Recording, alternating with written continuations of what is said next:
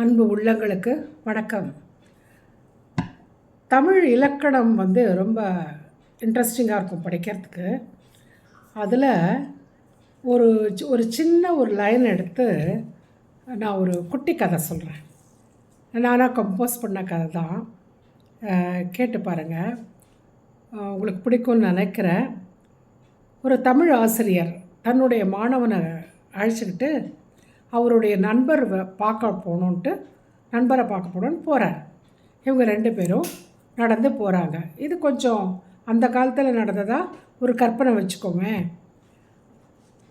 அந்த மாணவன் கேட்குறான், ஐயா எனக்கு பசி எடுக்குது, இந்த கடையில் ஏதாவது வாங்கி சாப்பிட்டுட்டு போகலாமா அப்படின்னு வழியில் ஒரு கடையை பார்த்து கேட்குறான். அந்த ஆசிரியர் சொல்கிறாரு, வேண்டாம்ப்பா, நம்ம போகிறது என்னுடைய நண்பர் வீட்டுக்கு தான். அவர் கண்டிப்பாக ஏதாவது சாப்பிட கொடுப்பாரு. இதையும் சாப்பிட்டு அதையும் சாப்பிட நம்மளால் இயலாது. அதனால் பேசாமல் வா, கொஞ்ச நேரம் நடந்து போயிடலாம் அப்படின்ட்டு 2 பேரும் நண்பர் வீட்டை அடையிறாங்க.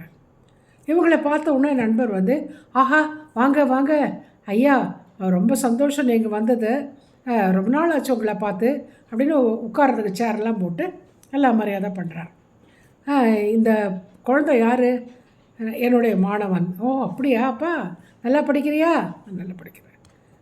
பேச ஆரம்பிக்கிறாங்க. பழைய கதை, விட்ட கதை, தோட்ட கதை எத்தனை இருக்குது. போயிட்டு அரை மணி நேரம் ஆகுது, 3/4 மணி நேரம் ஆகுது, 1 மணி நேரம் ஆகுது, 1.5 மணி நேரம் ஆகுது, 2 மணி நேரம் ஆகுது. இந்த பையனுக்கா வயிற்றில் பெருச்சாளி பிடுங்குது. ஐயோ பசின்னு வந்தவருக்கு 2 பேர்த்துக்கும் அந்த நண்பர் ஒரு சொம்பில் தண்ணி கொடுக்குறாரு. தண்ணியை குடிச்சிட்டு எவ்வளோ நேரம் தான் அந்த குழந்தை பேசாமல் இருப்பான்?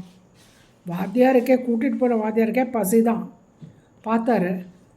சரி, பேச்சை ஒரு வழியாக முடித்து ஒரு முடிவுக்கு கொண்டு வந்து, சரி இந்த வீட்டில் ஒன்றும் சாப்பிட்றதுக்கு நண்பர் கொடுக்க மாட்டார் போல இருக்குது, நம்ம கிளம்பிடலாம் அப்படிங்கிறத மாணவன்கிட்ட ரொம்ப சூச்சகமாக சொல்கிறார்.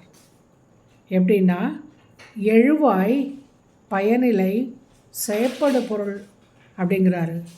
மாணவன் டக்குன்னு அதை புரிஞ்சுக்கிட்டு டக்குன்னு எந்திரிச்சிட்றான். நண்பருக்கு அது என்னன்னு புரியல.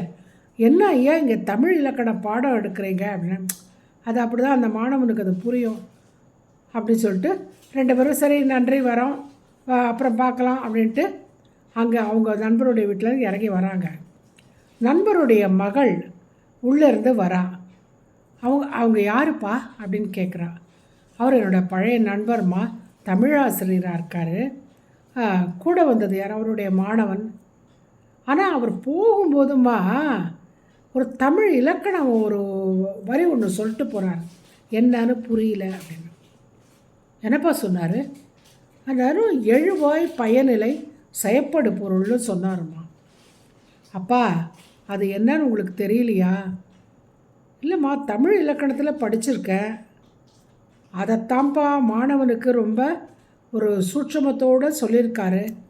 வந்தவங்களுக்கு நீங்கள் என்ன கொடுத்தீங்க? தண்ணி கொடுத்தேம்மா. ஏப்பா 2 மணி நேரத்துக்கு கிட்டத்தட்ட பேசியிருக்கீங்க, வெறும் தண்ணி மட்டும் கொடுத்துருக்கீங்க. அவங்களுக்கு பசி எடுத்திருக்காதா? அந்த பையன் பாவம் வயிற்று பசியோடு சுருண்டு போய் உட்கார்ந்துருந்தான். அதனால்தான் அந்த ஆசிரியர் எழுவாய் பயனிலை செயற்படு பொருள்னாரு. எனக்கு கொஞ்சம் விவரமாக சொல்லுமா, புரியலம்மா. எழுந்திருப்பா மாணவனே, எழுந்துரு. இங்கே உட்காந்து இனிமேல் பிரயோஜனம் கிடையாது, சாப்பாடு கிடைக்காது, நம்ம ஆக வேண்டியதை பார்க்கலாம், அதாவது வெளியே நடந்து போய் எங்கேயாவது சாப்பிட்றலாம் அப்படிங்கிறது தான் ரொம்ப சூச்சகமாக சொல்லியிருக்காருப்பா. இதை மகள் சொன்னதுக்கப்புறம்தான் அந்த நண்பருக்கு அடடா, நம்ம வந்தவங்களை எவ்வளவு கஷ்டப்படுத்தியிருக்கோம் அப்படின்னு ரொம்ப வருத்தப்பட்டாராம். இதுதான், இதை பேச ஆரம்பித்தா சில பேருக்கு இங்கே தான் தெரியாது. நான் இதோடு முடிச்சுக்கிறேன். நன்றி, வணக்கம்.